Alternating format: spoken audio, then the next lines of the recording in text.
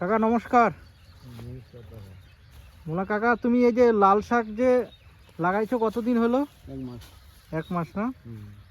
ও, লাল শাকে কেমন ব্যবসাতে কেমন প্রফিট হয় এটা করলে? হয় না, হয় না? হয় না, কোনো সময় হয়, কোনো সময় হয় না। মানে তোমরা যদি ধরো অন্য কেউ লাল শাক চাষ করতে পারে, চাষ করতে চায়, চাষ করে কি সে লাভবান হবে? হবে সময় মতো। সময় মতো না? সিজন হুম। সিজন থাকে, ওই সিজনে হয়। কোনো সময় দাম বেশি, কোনো সময় দাম কম, এইটাই আর কি। কৃষিকাজের তো এরকমই, তার মানে বলতে যাচ্ছ সব কিছু সিজনের উপরে, তাই তো? সিজনের উপরে। আর এখন লাল শাকের দাম নাই, পাতা শাকের সিজনে বলে ডাঁটার দাম নেই। তাহলে এই যে বড় ডাঁটা এখন হ্যাঁ, বোঝায় বোঝায় পড়ি বাজার। তাহলে মানুষের ইনকাম মানে বেশি হয়ে গেছে না, কৃষক।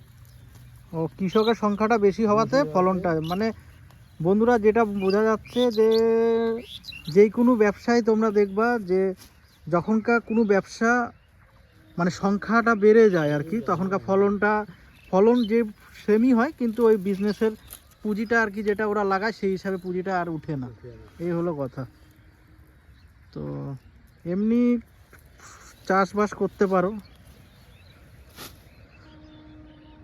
এই যে কাকা, তোমার কি লাল শাকই নাকি আরো অন্য আছে? লাল শাক না? তার মানে এটা হলো কাকার জমি, এখানে হলো কাকা লাল শাক চাষ করছে। ওই পাশে ভুট্টা, ভুট্টা ক্ষেত, এই যে ভুট্টা। এদিকে আবার এরা দাদুদেরকে ডাকছে। এই যে চারদিকে। ঠিক আছে, এটা এই যে ক্ষেতটা দেখালাম এটা হলো শিলিগুড়ি মেডিকেল মোড় যে আছে, মেডিকেল থেকে একটু এগিয়ে এসে রানীডাঙ্গা না কাকা জায়গাটার নাম? রানীডাঙ্গার ওখানে এই ক্ষেতগুলি দেখা যায় ভেতরে দিকে। কখনো যদি তোমরা চাও তো আসো ভিজিট করতে, এখানে আসো দেখতে, খুব সুন্দর ক্ষেতগুলো, দেখতেও ভালো লাগবে।